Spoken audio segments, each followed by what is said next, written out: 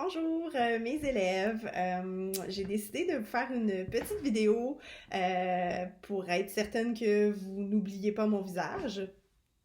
Mais surtout, en fait, je vous ai aussi écrit une lettre qui est jointe à cette vidéo-là. Mais je voulais vous résumer un peu l'essentiel de ma pensée dans une vidéo. Je pense que ça peut être un format intéressant, peut-être plus intéressant à lire qu'une lettre. Enfin, vous verrez. Donc, je voulais tout d'abord prendre de vos nouvelles, m'assurer que tout va bien pour vous. Si jamais c'est pas le cas, n'hésitez pas à prendre contact avec moi.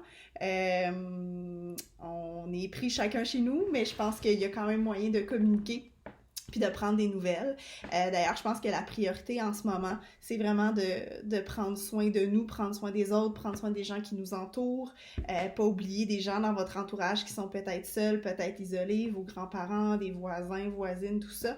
Donc, je pense que c'est un peu comme ça qu'on peut, en ce moment, prendre action puis être utile, en fait, pour le reste de la société, tout en respectant scrupuleusement les recommandations du gouvernement et de la santé publique. On veut s'en sortir le plus rapidement possible, protéger le plus possible les gens vulnérables. Donc, il faut vraiment respecter ce que le gouvernement nous demande en ce moment et qui, en fait, ça fait en sorte qu'on est un petit peu en pause de tout, y compris des apprentissages.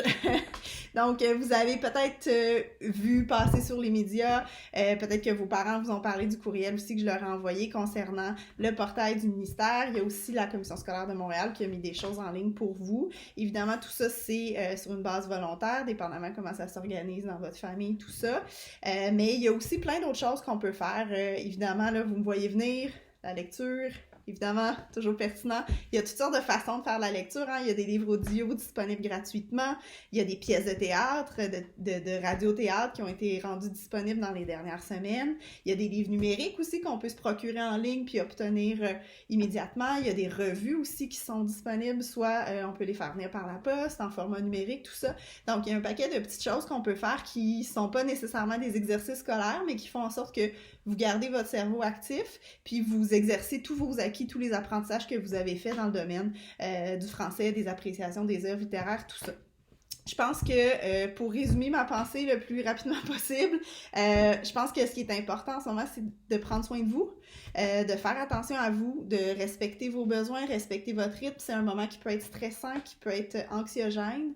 Je pense que de prendre action, de faire travailler son cerveau, d'aider autour de soi, de bouger aussi notre corps, c'est toutes des façons qui peuvent, des moyens en fait qui peuvent réduire le stress, l'anxiété. Donc c'est à vous de trouver qu'est-ce qui vous convient dans tout ça. Donc j'espère vous retrouver très très bientôt en classe. On va se croiser les doigts. Puis sinon, vous avez dans la lettre toutes les façons dont vous pouvez me joindre, là, Facebook, Instagram, courriel, pigeon voyageur, nettoyé, avec une lingette de Lysol avant de l'envoyer au choix. Donc, j'espère avoir de vos nouvelles. J'espère que vous allez bien. Faites attention à vous. Bye bye!